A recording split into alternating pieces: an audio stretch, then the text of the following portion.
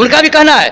उनके नेता कह रहे हैं मेरे बेटा को जिताओ, उन मेरे भतीजा को जिताओ, उनके परिवार घूम रहे हैं कह रहे हैं मेरे भाई को जिताओ। कोई नहीं कह रहा है कि महाराजगंज को जिताओ। मैं उस पार्टी से कैंडिडेट हूं जो मेरा कहना है कि किसी को नहीं, महाराजगंज की जिताओ, महाराजगंज की जिताओ। महाराजगंज जीतेगा, महाराजगंज को संवारेगा। बात कर रहे हैं आप, तो कांग्रेस तो खत्म हो गया। अब कांग्रेस में दम खम नहीं है।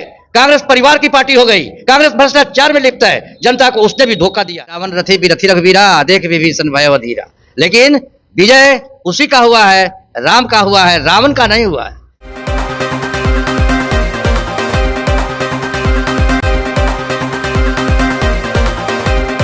देखिए, देश में लोकसभा चुनाव चल रहा है और इस चुनाव को लेकर के जो है कि अब 5वां चरण का मतदान भी संपन्न हो चुका है। 6ठे और 7वें की तैयारी चल रही है। नमस्कार, मैं अभिषेक और आप देखना शुरू कर चुके हैं आपका अपना चैनल बीकेएम खबर। देखिए, मैं अभी महाराजगंज, बिहार के महाराजगंज लोकसभा क्षेत्र में हूं और यहां पे आज जो है कि नरेंद्र मोदी जी भी आए हैं। वो अपने उम्मीदवार सिग्रीवाल जी के लिए वोट मांगने आए हैं। आखिरकार सिग्रीवाल जी ने 10 सालों में इतना अच्छा काम किया है कि मोदी जी को खुद जो है कि महाराजगंज में आकर के उनके लिए वोट मांगना पड़ा है। इस चुनावी मैदान में जो है कि अखिलेश्वर प्रसाद सिंह भी मिल गए हैं। अब इनसे भी जानेंगे कि आखिरकार इनका जो मोदी जी का भाषण चल रहा है, तो उस मोदी जी के भाषण, मोदी जी भी आए हुए हैं, तो मोदी जी जो आए हुए हैं सिग्रीवाल जी के लिए वोट मांगने के लिए, तो कहां तक जो है कि अखिलेश्वर प्रसाद सिंह को भी जो है कि समस्या क्रिएट कर सकते हैं। बीकेएम खबर में आपका स्वागत है सर। आपका भी बहुत बहुत बधाई और स्वागत है। हमारे से आप जो जानना चाहते हैं, कैसी तैयारी चल रही है? तैयारी तो आप देख रहे हैं। लोगों का रुझान क्या है? लोगों का रुझान भी हमारे पक्ष में और तैयारी यही है कि रावण रथी बिरथी रघुवीरा, देख विभीषण भय अधीरा। लेकिन विजय उसी का हुआ है, राम का हुआ है, रावण का नहीं हुआ है। आप देख रहे हैं जो चकाचौंध है सब, वही रावण है जो सोने की लंका वाले हैं। इससे आपको विचलित और हड़बड़ाने की जरूरत नहीं है। यहाँ जन बल है, वहां धन बल है। तो जन बल के सामने धन बल नहीं टिक सकता है।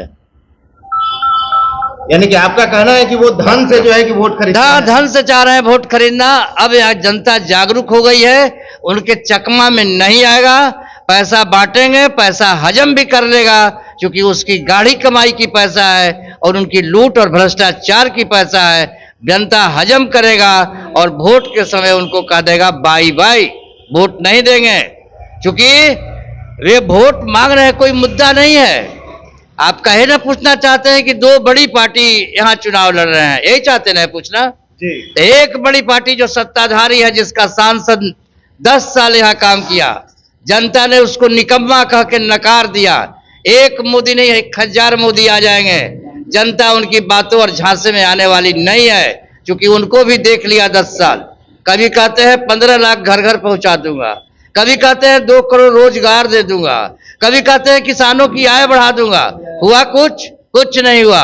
केवल उनकी बोली है, जुमला है, उनका घोषणा है, देते कुछ नहीं है। एक कहावत है, एक शंख होता है पंडित जी के, जो मांगो तो आशीर्वाद देता है, और एक शंख होता है डपर शंख, मांगो एक तो कहेगा 20 लोगे। ये मोदी जो है ये डपर शंख है, देता कुछ नहीं है, उल्टा पब्लिक से ही ले लेता है। और इनके जो कैंडिडेट हैं, जनता के बीच में इनको नकारा साबित हो गए, जनता के बीच में फेलुअर साबित हो गए। तो ये क्या कहते हैं जनता से कि मोदी को जिताओ। अरे जनता मोदी को नहीं दे रहा है। यह बनारस नहीं है, यह महाराजगंज है। महाराजगंज में जो कैंडिडेट है अपने नाम पर क्यों नहीं वोट मांगता है? वे कहते हैं मोदी को जिताओ, मोदी को। अरे मोदी कौन होता है? यहाँ तो मोदी नहीं खड़ा है। अगर मोदी को जिताना है तो मोदी यहाँ से नॉमिनेशन करे, चुनाव आयोग को कहे नॉमिनेशन कैंसिल करो, मैं महाराजगंज से लड़ूंगा। उनके पास कोई मुद्दा नहीं है, झूठ बोलता है।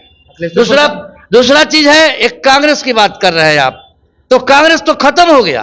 अब कांग्रेस में दम खम नहीं है।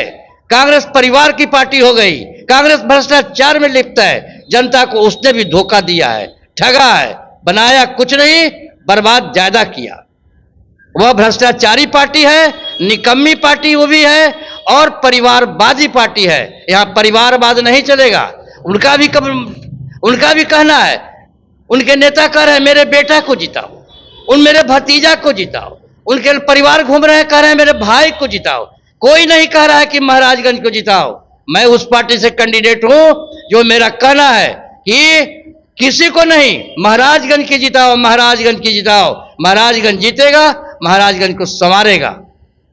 जैसा पहले कहा जा रहा था कि मुकाबला जो इंडिया और एनडीए के बीच था वो काफी नॉर्मल था, लेकिन आपके आ जाने के बाद चुनावी मैदान में ये मुकाबला जो है कि काफी रोमांचक हो गया। रोमांचक किस लिए? आखिरकार नेताजी आपने क्या कुछ ऐसा जो है कि प्रलोभन दे दिया कि मुकाबला इतना प्रलोभन नहीं दिया हूं।